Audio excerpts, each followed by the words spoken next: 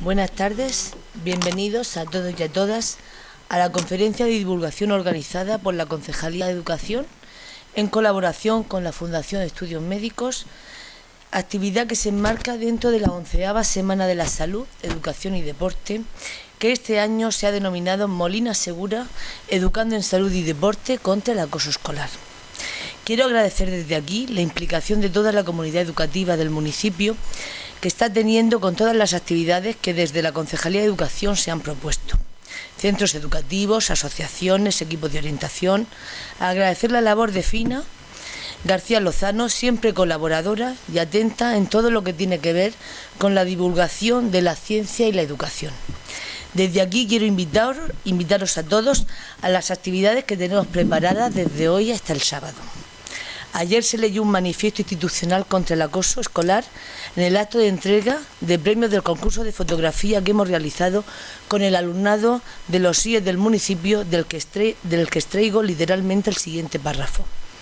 Ante la lamentable situación del acoso escolar y atendiendo el espíritu de la moción aprobada por unanimidad del pasado 30 de enero de 2017 en el Pleno del Ayuntamiento de Molina de Segura, la Concejalía de Educación, Deporte y Salud, en colaboración con las instituciones sanitarias de la localidad, centros educativos, clubes deportivos y asociaciones de muy distinta naturaleza, han resuelto que el objeto nuclear de esta semana sea la sensibilización, concienciación y movilización del conjunto de nuestra comunidad local para lograr cooperativamente erradicar de forma definitiva esta nefasta lacra que atenta contra los principios educativos, democráticos y humanos más elementales. Siguiendo este espíritu, se ha diseñado la conferencia que esta tarde vamos a tener el gusto de escuchar. Paso a presentar al conferenciante, profesor doctor don Iñaki Piñuel y Zabalza, que esta tarde impartirá la conferencia Cómo prevenir el acoso escolar, la implantación del programa AVE en los centros escolares. Es psicólogo, ensayista, investigador y profesor titular de la Universidad de Alcalá de Madrid y doctor en Psicología de la Universidad Complutense de Madrid. Destacar dentro de su extenso currículum que es uno de los máximos especialistas a nivel europeo en la investigación y divulgación de mobbing o acoso psicológico en el trabajo y de bullying o acoso escolar. En los últimos años ha sido requerido como experto en el Senado y en el Parlamento español, así como en diferentes comunidades autónomas. Investigador y consultor en la materia del Instituto Nacional de la Seguridad Social y el Consejo General del Poder Judicial. Ha dirigido los principales estudios españoles sobre acoso escolar y laboral denominados barómetros Cisneros. Sin más, le dejo con don Iñaki Piñuel. Muchísimas gracias.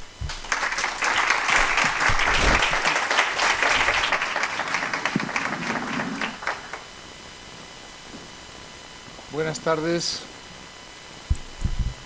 Muchas gracias a los organizadores de este acto, principalmente a la Fundación y a la Concejalía de Educación de este Ayuntamiento de Molina de Segura, que muy amablemente han tenido a bien organizar un acto sobre un problema que afecta cada vez más a niños en España, en toda España, también por supuesto en Murcia. Y yo me siento muy complacido de estar de nuevo entre ustedes, una vez más, en este territorio donde ya llevamos trabajando algunos años divulgando los problemas de acoso generalmente entendidos, el acoso laboral, el acoso también, por supuesto, escolar, del que vamos a hablar hoy. Y yo, por supuesto, aquí en Murcia juego en territorio amigo, porque es una tierra que siempre me acoge con mucho cariño y yo guardo especial buen recuerdo de este lugar, concretamente Molina de Segura y también Murcia, que evoca para mí muy buenos recuerdos.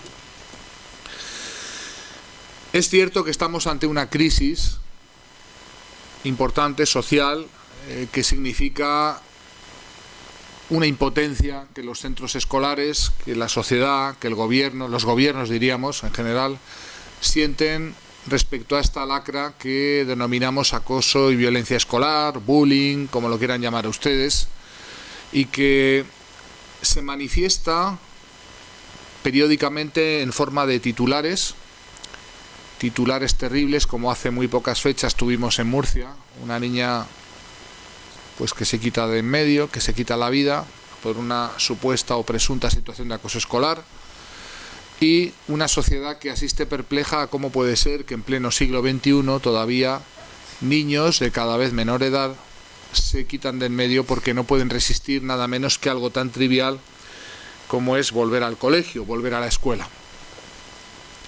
Yo quisiera en esta tarde explicarles muy brevemente cómo funciona el problema del acoso escolar y las modalidades que tenemos y ya están desde hace tiempo acreditadas para prevenir este problema y utilizar el conocimiento técnico científico de la psicología para bloquear en las primeras manifestaciones los problemas de acoso y violencia escolar. Me gustaría que fuera una parte importante de esta intervención mía expositiva y que pudiéramos tener también después, si les parece oportuno, pues un breve coloquio con preguntas, con cuestiones que ustedes quieran mantener o quieran plantear respecto a este tema. Es decir, podamos también centrar la mayor parte del debate en torno a los aspectos que más les puedan preocupar o que más inquietudes les puedan suscitar. Yo siempre empiezo estas conferencias mías sobre el bullying hablando de la necesidad crucial que hay de saber en dónde nos movemos, dónde estamos en materia de acoso escolar.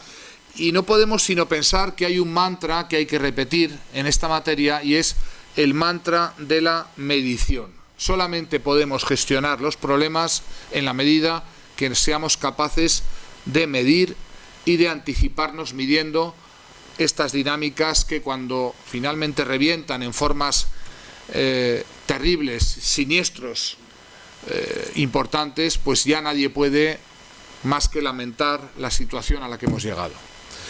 El mantra a repetir es medir porque la medición es posible y además es obligatoria en la medida, nunca mejor dicho, que estas herramientas de medición existen y están a disposición de la comunidad educativa siempre y cuando la comunidad educativa, tenga voluntad política de darse una mala noticia.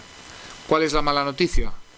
Que siempre que ustedes, los responsables educativos, los colegios, midan, evalúen en las aulas la potencial incidencia del acoso escolar, se van a encontrar con que este problema existe en todas las aulas, que en cada aula que medimos encontramos niños que son víctimas de acoso y violencia escolar y que por lo tanto no estamos ante un problema tan extraordinario, tan incidental, sino que estamos ante un problema que sufren en España nada más y nada menos que 1 de cada 4 niños entre 7 y 17 años. Estamos hablando de un problema sí minoritario porque es una minoría, pero es una minoría muy cualificada a la que hay que atender.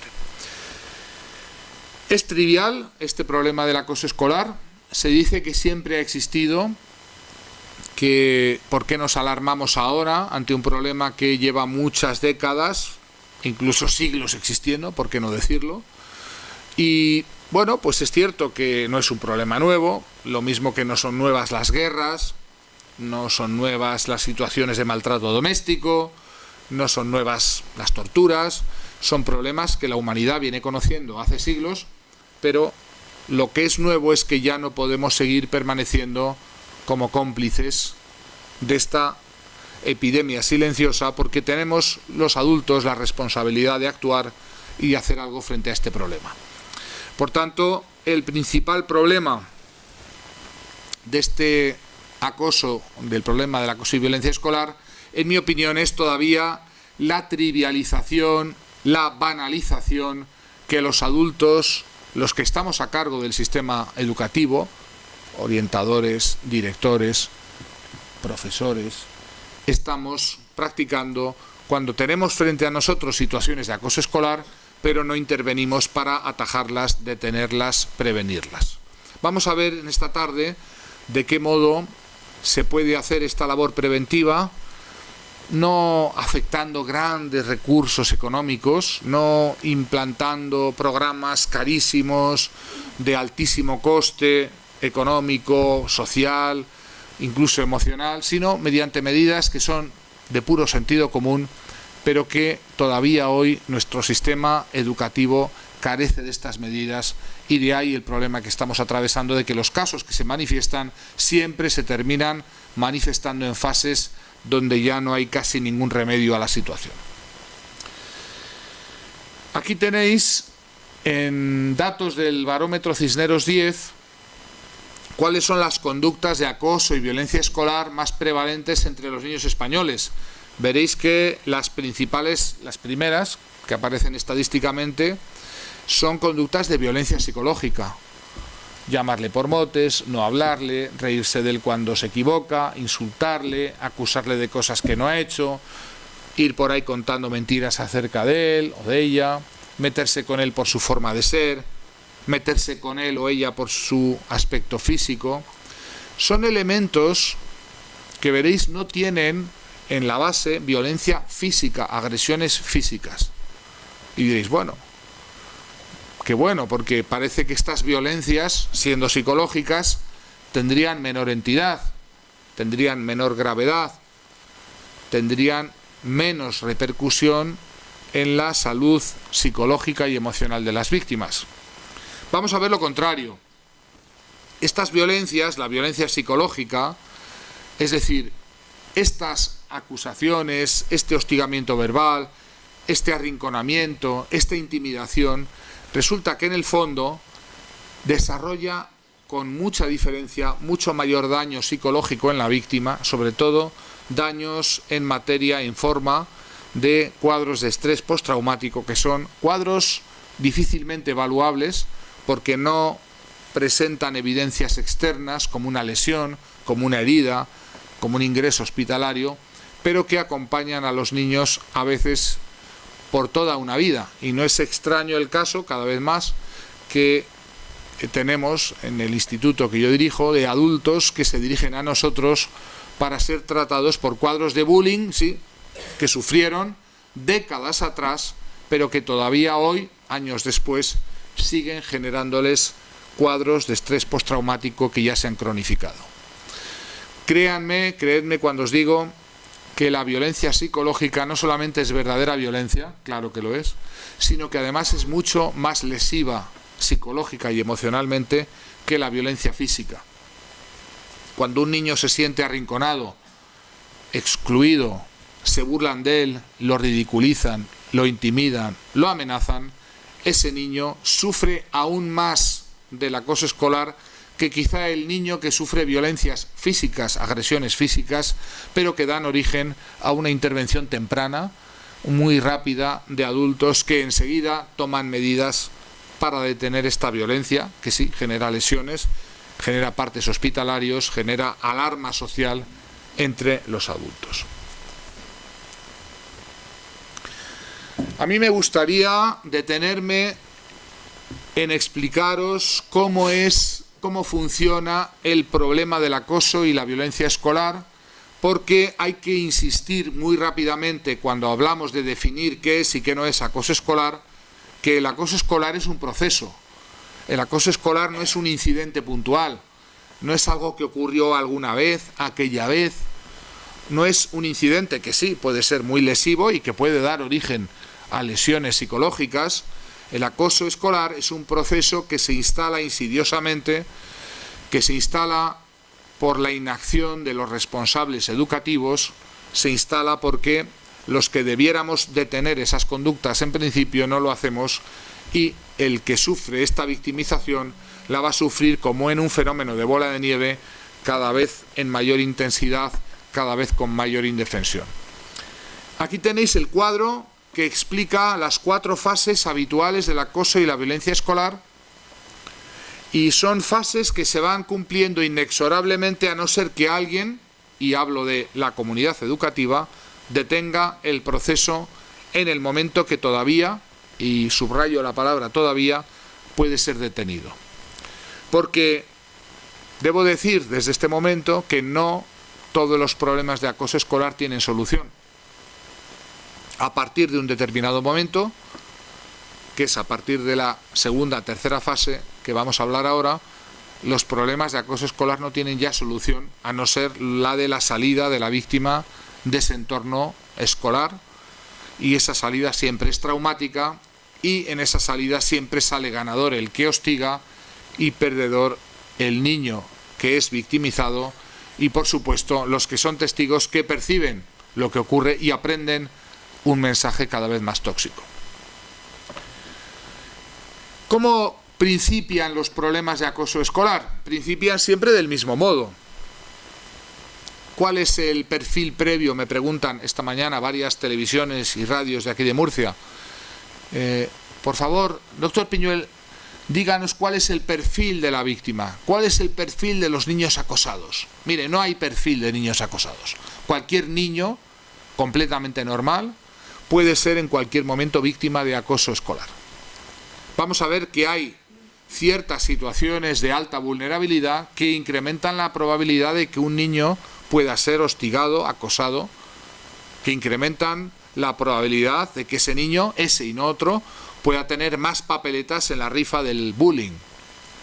No porque sea más débil, vamos a insistir inmediatamente, sino porque es más vulnerable o porque el que instiga el proceso detecta esa vulnerabilidad y la aprovecha para generar un proceso de chivo expiatorización. Vamos a hablar de lo que es esta tarde.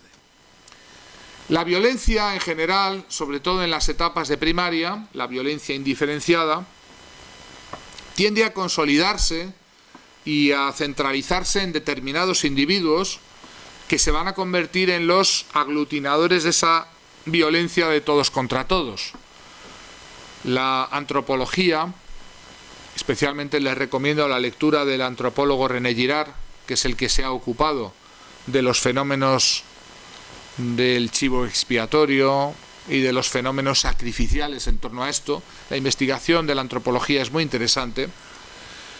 Los grupos humanos desde muy temprano aprendieron que en situaciones de caos, de desregulación, en situaciones donde el grupo humano se ve amenazado críticamente por inquinas internas, desencuentros, broncas, lo que llamaría Hobbes la guerra de todos contra todos, espontáneamente surge un remedio, dirían los griegos un fármacos, que es el remedio definitivo para nuestra violencia, para nuestro problema fundamental para una especie como es la humana, de cooperar unos con otros.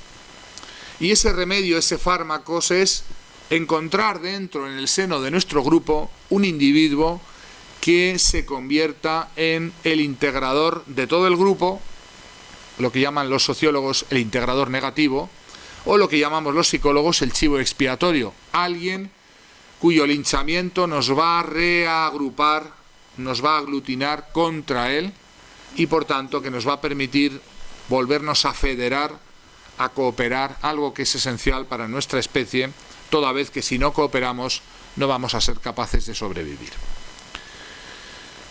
Cualquier niño en nuestro entorno escolar puede sufrir el proceso de ser seleccionado por cualquier trivialidad. ¿Por qué una trivialidad? Porque no hay un perfil previo de víctima. Durante muchos años yo me peleé con los compañeros de la profesión que decían, algunos, que los niños acosados eran diferentes, que tenían algún defecto físico, que tenían algún aparato, que tenían algún déficit o alguna minusvalía. Todas esas situaciones es verdad que existen, pero se produce en base a otro fenómeno mucho más profundo, y es cómo el que instiga el proceso de acoso utiliza esa diferencia, utiliza esa distancia respecto al promedio grupal para presentar a la víctima como diferente al resto de nosotros y por tanto justificar el acoso que se va a batir sobre esa víctima. El proceso por el cual un niño normal se convierte en víctima de acoso escolar es trivial y banal. No vayáis a buscar rasgos previos, psicologías previas, estilos, perfiles, déficits, que diríamos, porque todo esto es un artefacto construido por un fenómeno que después hablaremos de él, que es el error fundamental de atribución, es decir, el atribuir a las víctimas ser o tener rasgos, disposiciones, actitudes, características que explican por qué son víctimas. Cualquiera, como digo, puede ser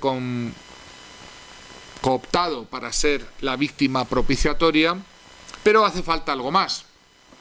Hace falta crear lo que llamamos en la investigación especializada sobre bullying el efecto de señal. El efecto de señal es cómo alguien que hasta entonces era uno más del grupo es señalizado como diferente, distinto a nosotros, algo que le va a estigmatizar respecto a la comunidad del resto de alumnos, y ese estigma es el que se encarga muy mucho el instigador del proceso. Vamos a hablar después de este perfil, que sí, en el instigador sí que hay perfiles, ¿verdad? El instigador se encarga de presentar a la víctima, a esa que va a convertirse en su víctima, como alguien diferente, distante, distinta a la mayoría del resto del grupo. Con esta estigmatización se produce algo que es la selección victimaria. Niños que hasta entonces eran uno más del grupo se convierten en el blanco, el destinatario de las actuaciones hostiles de alguno, los instigadores, y de otros, los seguidores, que se van a transformar con el tiempo en un gang y en una unanimidad persecutoria. Vamos a ver por qué mecanismo. Esta primera fase, donde se producen incidentes críticos, todavía no es lo que técnicamente podríamos describir acoso escolar. Es un momento, un punto en el tiempo donde se van produciendo puntualmente acciones hostiles, comportamientos, sí, de hostigamiento, de acoso, pero que todavía no constituyen un proceso, y por tanto aquí podríamos detener el proceso, podríamos hacer que este proceso quedara en esta primera fase. Veremos por qué no ocurre. ¿Y por qué no ocurre? Es porque nada ocurre. Nada se produce, no hay respuesta del sistema educativo, no hay contención, no hay identificación temprana, y avanza el tiempo, y estos incidentes que antes eran puntuales, aquí, allá, en el otro lado, se van a convertir en habituales, repetidos, sistemáticos, focalizados sobre una misma víctima. Y esta focalización tiene efectos también en el niño y en el entorno. Principalmente, ¿cuál es el efecto? Bueno, la repetición de las conductas de acoso sobre la misma víctima lleva a esta víctima a estar cada vez más indefensa, paralizada, a empezar a pensar que hay algo malo dentro de ella, dentro de la víctima, que explica por qué se produce el acoso. Se va a producir una impunidad y no sanción de esas conductas, porque el sistema educativo, el sistema escolar, no las identifica como relevantes, sobre todo porque no las conoce.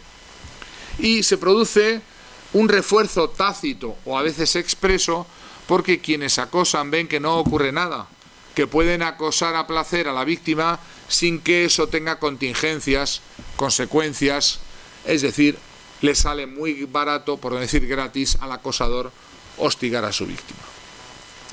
La no actuación del centro escolar en esta segunda fase, donde hay repetición de las conductas, lo que produce es técnicamente el refuerzo del comportamiento agresor del acosador, del instigador. Y algo muy importante, que el grupo que está percibiendo eso, que también aprende que no pasa nada, le va a interesar más estar de parte del agresor que de parte de la víctima. En el entorno individual del que sufre esto se van produciendo en esta segunda fase importantes secuelas psicológicas. El niño empieza a tener miedo a ir al colegio, incluso terror, y empieza a desarrollar lo que denominamos somatizaciones, es decir, una reacción del organismo al miedo, al terror, que significa, como os he dicho antes, que el niño pues no solamente tiene miedo, sino que su cuerpo empieza a desarrollar supuestas enfermedades biológicas, médicas, que no tienen causa biológica o médica, porque no hay ninguna causa en cuanto se lleva al niño al médico, pero que desgraciadamente le hacen sufrir igualmente y le llevan a tener miedo o incluso terror a asistir al colegio, por ejemplo, a la vuelta de un fin de semana, a la vuelta de un puente, a la vuelta de unas vacaciones. Hasta este momento, primera y segunda fase, estamos en momentos donde todavía, y subrayo la palabra todavía, podemos actuar, podemos intervenir y podemos detener el proceso. A partir de este momento ya, y lo que voy a desarrollar, ya no va a ser posible hacer nada por las víctimas. A partir de este momento que yo voy a describir ahora, tercera y cuarta fase, ya no cabe hacer sino salvar del modo que sea a la víctima, porque las dinámicas se vuelven insolubles. Mirad por dónde todos los protocolos, incluidos los de esta comunidad autónoma de Murcia, empiezan a actuar a partir de esta segunda a tercera fase. Es decir, la primera manifestación por la cual los protocolos de actuación e intervención de las comunidades autónomas empiezan a actuar es cuando ya no hay forma de reconducir el asunto de ningún modo. Cuando ya la situación se ha convertido en insoluble, el grupo ha resultado afectado y el niño, la víctima en este caso, se ha convertido en un verdadero chivo expiatorio. Y claro, pasamos a la tercera fase, donde este niño ya es el blanco ya no de uno, de otro, de varios, sino el blanco de la mayoría del grupo, que lo ha transformado por un efecto de imitación, por un efecto que denominamos mimético, porque no hay nada más imitativo o mimético que la violencia.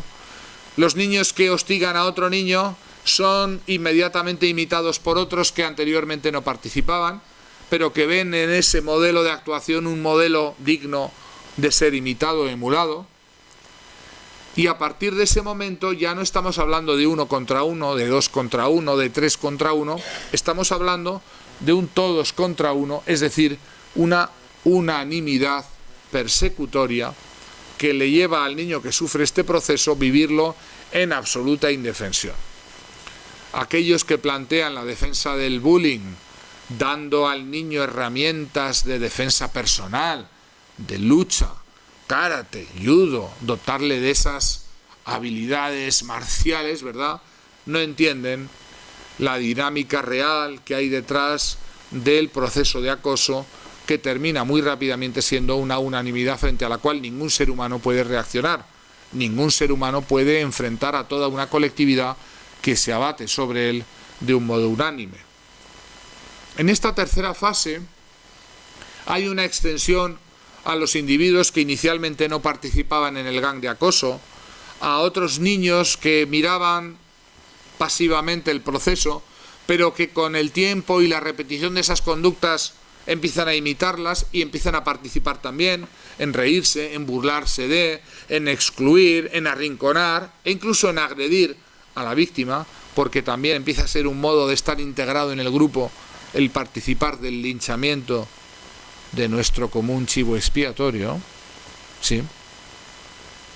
Y ese momento es un momento irreversible ya para la víctima, cuando toda unanimidad, un colectivo completo, un aula entera. Esta mañana estábamos con los inspectores de educación aquí en esta misma sala, que son los que se tienen que enfrentar a esa situación ya terminal. Cuando un todos contra uno se ha producido, no hay nada que hacer. No podemos ya hacer nada a no ser de sacar por pura supervivencia, y hablo de supervivencia física, a la víctima de ese entorno. En ese momento se producen además contra las víctimas una serie de fenómenos extraños, yo los denomino así, no tan extraños, porque están perfectamente explicados por la psicología. El error básico de atribución. En ese momento intervenimos los que debiéramos ser parte de la solución, y en lugar de ser parte de la solución, nos convertimos en parte del problema. Los psicólogos, los tutores, los orientadores, que intentamos intervenir tratando, entre comillas, a la víctima. ¿Y qué le explicamos? Pues le explicamos la mentira técnica de su culpabilidad. ¿Por qué hay algo en él o en ella que explica por qué está siendo hostigado? Empezamos a diagnosticar déficits, problemas psicológicos, trastornos, déficits en el modo de actuar, o de ser, o de hacer amigos, o de ejercer el liderazgo, me da igual. Desarrollamos toda una suerte de teorías muy variadas, y voy a subrayar fantásticas, acerca del por qué la víctima merece, la víctima de algún modo está atrayendo sobre ella el acoso. Cualquier teoría, me da igual, psicológica, psicoanalítica, conductista, me da igual, que explica el acoso escolar con cargo a características de la víctima incurre en un conocido fenómeno que denominamos error básico de atribución. El error básico de atribución, que está muy investigado desde los años 60 en la psicología, consiste en creer en la responsabilidad de la víctima o atribuirle a la víctima ser responsable de su propio mal con cargo a supuestos rasgos, disposiciones, actitudes que la hacen culpable o merecedora del mal que se abate sobre ella. No es tan extraño el error básico o error fundamental de atribución si pensamos que los seres humanos no podemos ir por el mundo pensando en que pudiéramos ser víctimas de violencias sin más. Necesitamos una explicación que nos permita salir por la calle tranquilos, pensando que como nosotros no somos como las víctimas, a nosotros no nos va a ocurrir o no vamos a tener la misma suerte que ellas. Es decir, el error básico de atribución no es sino un mecanismo de defensa que nos permite permanecer tranquilos, de que nosotros no vamos a sufrir nunca bullying porque no somos como la víctima de bullying. Y así podríamos seguir con el mobbing, con el maltrato doméstico, etc. El error básico de atribución es un artefacto ilusorio, una forma de defendernos para existir en un mundo donde nos pueden ocurrir cosas terribles y preferimos pensar que tenemos cierto control sobre esas cosas que nos pudieran ocurrir. Es un mecanismo que denominamos los psicólogos clínicos de defensa. En esta tercera fase, ese error básico de atribución en el que incurrimos los psicólogos, orientadores, responsables de los centros, lleva a una mala praxis con el niño que es victimizado. Básicamente en decirle lo que es mentira, de decirle que la responsabilidad del bullying que sufre está en su incapacidad de hacer amigos, tendencia a retraerse, incapacidad de generar relaciones, déficits actitudinales o déficits en habilidades que son completos artefactos cuando vamos y evaluamos realmente las situaciones de acoso. Cuando llegamos a esta tercera fase, no os extrañe que el que debería ser factor de ayuda, básicamente el orientador, el psicólogo escolar, en lugar de convertirse en un factor de ayuda, se convierte en una carga más para un niño que empieza a creer que hay algo negativo en él o en ella, que hay algo que explica el por qué ha sido seleccionado como víctima. ¿Cuántos psicólogos les dicen a los niños acosados la verdad de su inocencia técnica, científicamente técnica, su no merecimiento?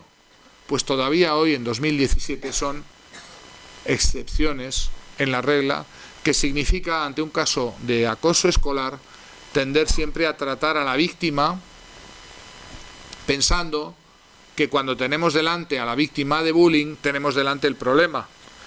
Y cuando tenemos delante a la víctima del bullying, tenemos delante al efecto, el daño que ha generado el bullying, pero no la causa del problema, que siempre está en quienes instigan el proceso y quienes lo siguen. Hasta este momento, estamos hablando segunda fase, lo tenéis ahí. Cuando hemos pasado a la tercera fase ya, la victimización secundaria genera daños en todas las escalas clínicas cuando evaluamos a las víctimas. Aparecen daños en forma de estrés postraumático, en forma de ansiedad, disminución de la autoestima o eliminación o destrucción de la autoestima, distimia, depresión, flashbacks, que son la regurgitación mental que los niños una y otra vez viven interiormente de las escenas donde fueron acosados, humillados, vejados, intimidados, y que les llevan a revivir emocionalmente esas consecuencias. Estamos hablando de niños que pueden quedarse y suelen quedarse en blanco, blackouts, delante de la pizarra, delante del aula, delante de la explicación de un profesor.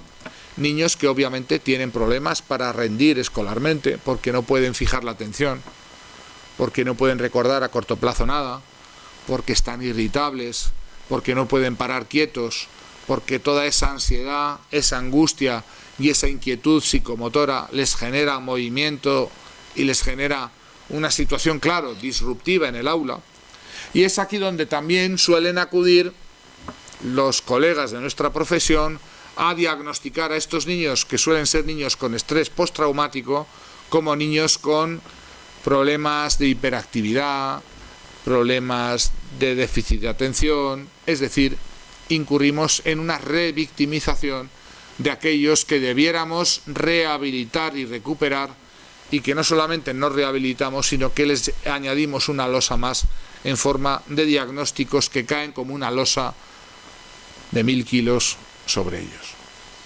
Bueno, pues todo está preparado para llegar a la última fase, la cuarta fase, donde ya los daños se convierten en permanentes, donde ya aparecen cambios permanentes en la personalidad de la víctima. Todo ese problema de autoestima ya no es un problema de autoestima, es una internalización de un autoconcepto negativo.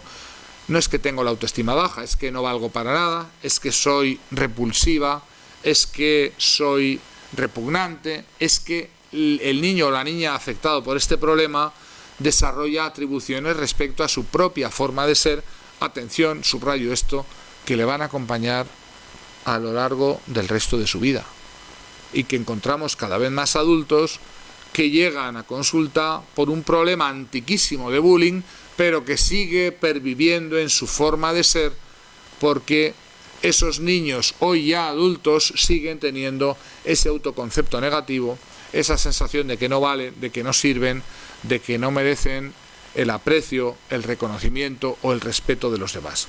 Todo esto lo aprendieron en una fase muy temprana de su vida, de sus vidas, como es la etapa escolar. Al llegar a esta cuarta fase, lo normal es que el niño que se había convertido en este chivo expiatorio salga, generalmente por su propio pie, pida la salida. La mayoría de los casos de acoso escolar hoy en día en España terminan con la salida de la víctima de su entorno escolar. ¿Se resuelven? No, no se resuelven. Sale la víctima y el problema queda atrás. ¿Por qué digo queda atrás? ¿Muerto el perro se acabó la rabia? No.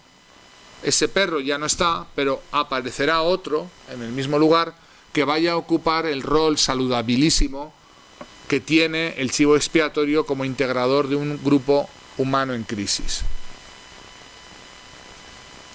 El momento en que el chivo expiatorio es expulsado, se marcha, se va, lo hemos conseguido eliminar, es vivido con gran alivio por parte del grupo, que cree que se ha liberado de un friki, de un zombie, de un mutante, de alguien que no merece nuestro respeto, pero inmediatamente el propio grupo vuelve a entrar en la misma crisis, digamos, interna, crisis intragrupal, que necesita o que requiere el señalamiento de otro, de un nuevo integrador negativo, de un nuevo chivo expiatorio.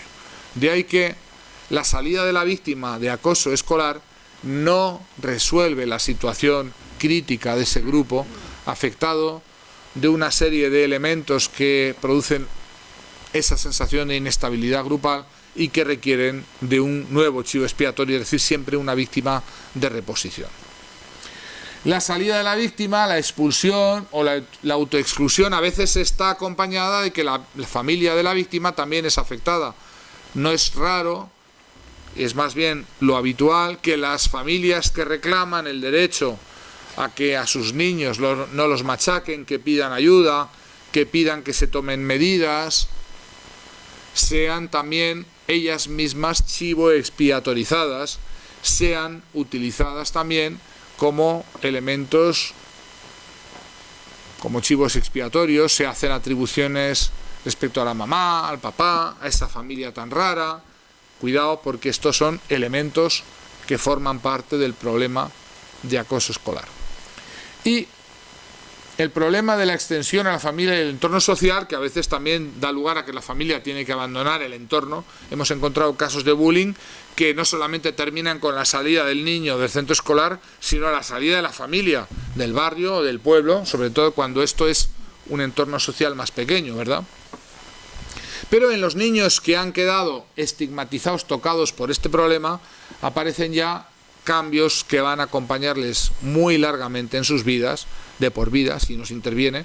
Aparece la ideación autolítica, porque un niño que es sistemáticamente acosado, hostigado, empieza a creer que hay algo malo en él, incluso que él o ella es alguien malvado, es alguien que no merece, es alguien que lo mejor que puede hacer es quitarse de en medio. No les extrañe, no os extrañe que algunos de estos niños terminan quitándose de en medio, porque el maltrato se internaliza, se introyecta y se convierte en un modo de existir, de verse a sí mismo que tiene el niño acosado, que desgraciadamente le puede costar la vida. Un niño que siente que no vale, que no merece, que es un error, se termina quitando de en medio para eliminar el error. Aquí tenéis un panorama resumido. He ido muy rápido porque podríamos detenernos en más cosas, pero quiero que con esto entendáis que el problema del acoso escolar es un proceso, no es algo que ocurre aquí o allá, es un proceso que dura y dura mucho tiempo. Cuando a veces escuchamos responsables educativos que dicen, ¿quién lo iba a prever? ¿Cómo podríamos haber sabido? Estas explicaciones, bueno, humanamente comprensibles, no resisten el análisis de la realidad. El acoso escolar, el bullying, es un proceso que es necesario conocer desde el principio si queremos atajarlo. Y la única forma de atajarlo es precisamente conocerlo. Pero claro, para conocer algo que casi siempre permanece invisible, tenemos que acostumbrarnos a darnos una mala noticia, que es que si medimos, si evaluamos, esta violencia psicológica que está soterrada, como bajo un iceberg, existe, aparece y es el convidado de piedra de nuestros entornos educativos. La violencia física enseguida da lugar a la alarma social, al ingreso hospitalario, al parte médico de lesiones. La violencia psicológica permanece, perdura, se camufla e incluso se vienen a hacer atribuciones respecto a cómo pueda ser aceptable o trivial o banal ese tipo de violencia.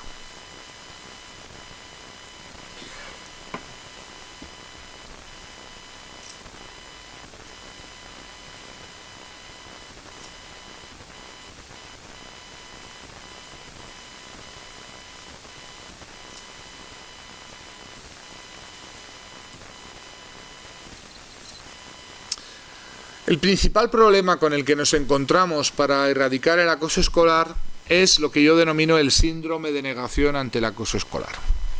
Y es un síndrome casi, voy a decir, por defecto extendido en nuestro sistema educativo, donde los centros escolares al mismo tiempo se declaran preocupados, sensibilizados, activos, ¿verdad?, contra el acoso escolar, pero al mismo tiempo que se declaran todo esto, niegan que en su seno existan ni un solo caso, subrayo, de acoso y violencia escolar.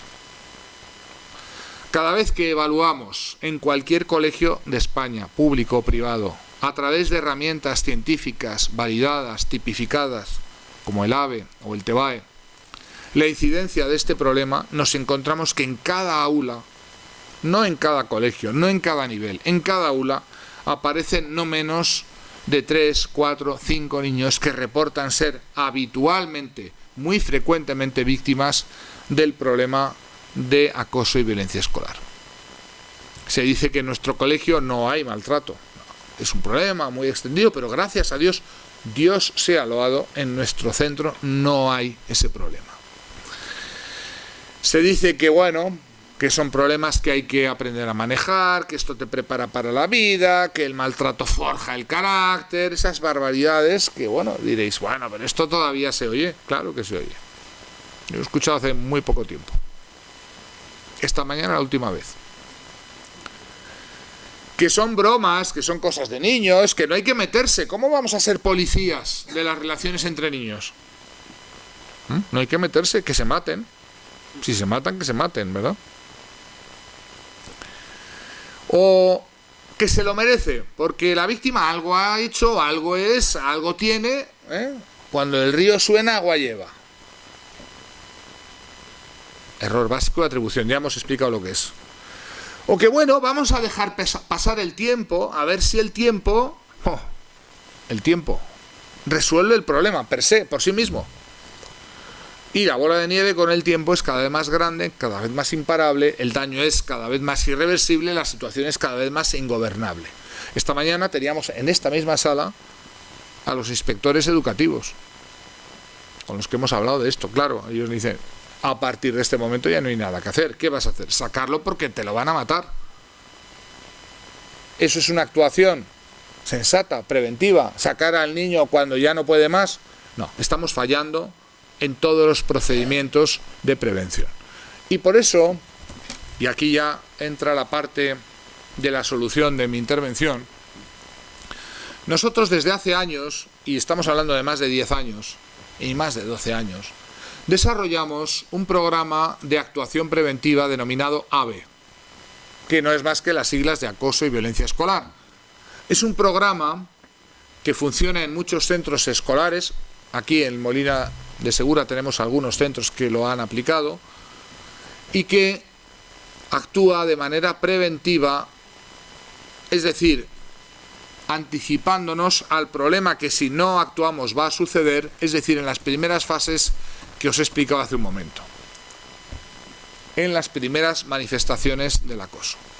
Este programa AVE tiene 4 pilares fundamentales, 4 elementos con los que nos aseguramos como diferentes llaves o diferentes compuertas para bloquear que el problema avance y lleguemos, por supuesto, a fases irreversibles. El primero de ellos es la capacitación del profesorado, profesores, tutores, orientadores y también del personal no docente, porque es muy importante que sepáis que el acoso escolar frecuentemente ocurre en los patios, en los comedores, en las rutas, en las actividades extraescolares, donde hay, sí, adultos, pero bueno, pues que trivializan y banalizan el problema pensando que eso no es relevante. Hay que formar y capacitar, sensibilizar no solamente al profesorado, que también ante ellos ocurren estas prácticas, sino también al resto, y también a los padres, a las familias que tienen que conocer cómo pueden identificar a tiempo estas dinámicas. Esa primera medida no es suficiente. Hay que complementarla con otras medidas que pasan por hacer que los niños se conviertan en protagonistas de su propia defensa. En el programa AVE desarrollamos a principio del curso los protocolos de buen trato que cada aula tiene que hacer obligatoriamente y que hace que los niños definan, con la ayuda de facilitadores formados a tal efecto, qué conductas de maltrato no querrían sufrir, qué conductas de buen trato sí querrían tener y, muy interesante, qué sanciones, y definen sanciones nivel por nivel, aceptarían en caso de incurrir en esas prácticas de acoso contra los compañeros. Estos protocolos de buen trato, que cada aula define individualmente y diferencialmente, porque cada clase trabaja su protocolo, después los firman los niños, suscriben esos protocolos, comprometiéndose de ese modo a no incurrir en esas conductas, y los firman ante la presencia del director, que también firma el protocolo, de tal manera que eso significa no ninguna validez jurídica, pero significa que esos niños que han trabajado esos protocolos se comprometen a respetarlos, se comprometen a no incurrir en esas conductas y, atención, y a aceptar, en caso de que alguno incurra en ellas, el catálogo de sanciones que ellos mismos definen en el protocolo.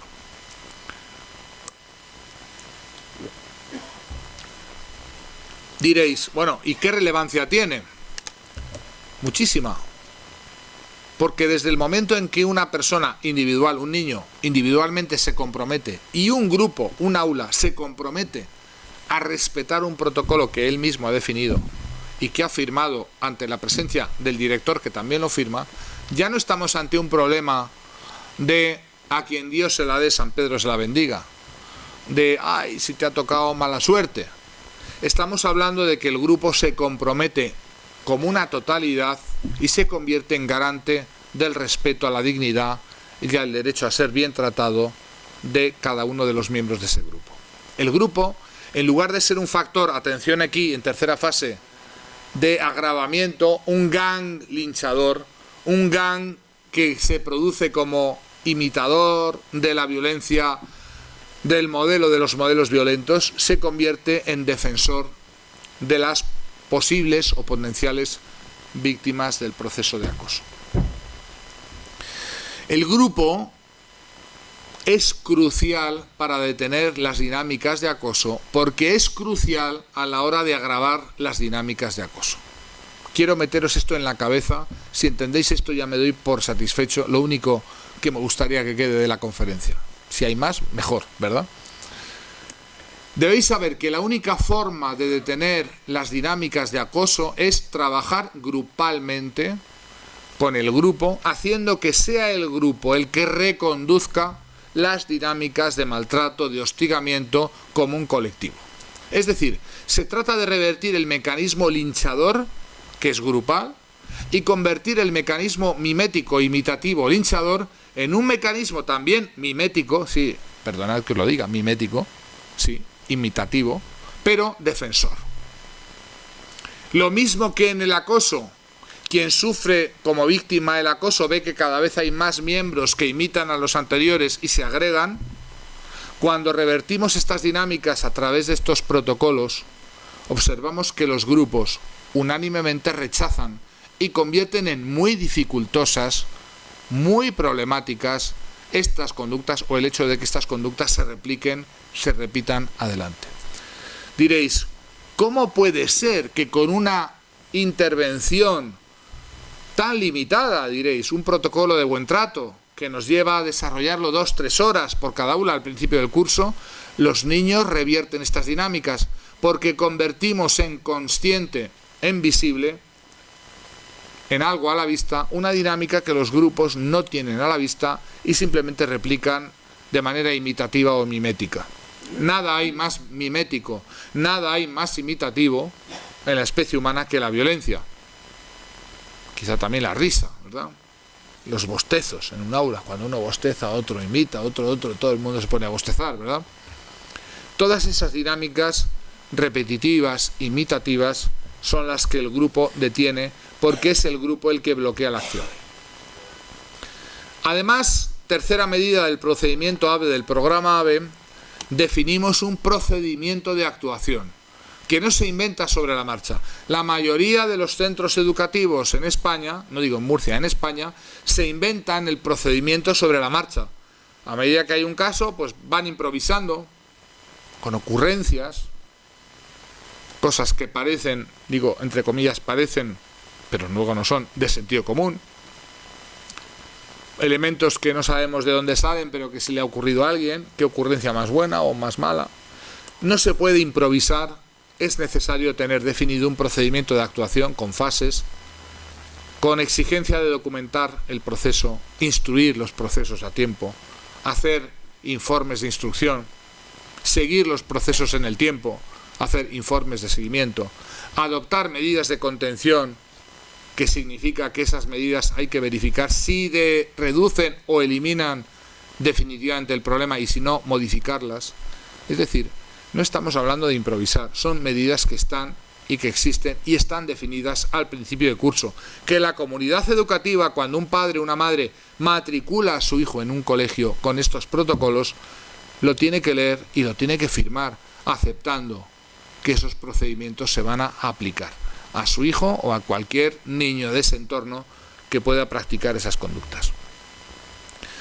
Y última ratio, último mecanismo ya, si queréis, si no funciona todo lo demás, el último freno en el programa ABE, lo que llamamos la evaluación preventiva a través de un test que llamamos así, de evaluación breve del acoso escolar, el TEBAE, que ese test nos da como un radar puntos de riesgo niños que reportan ser víctimas de estas actuaciones y que vamos a aplicar 3 veces por año, cada trimestre, al principio de cada trimestre, para saber quiénes son los niños que nos están reportando en cada aula problemas de ser víctimas de actuaciones frecuentes, repetidas, habituales de acoso y violencia escolar. Estos 4 pilares en la práctica que tenemos en la implantación en centros escolares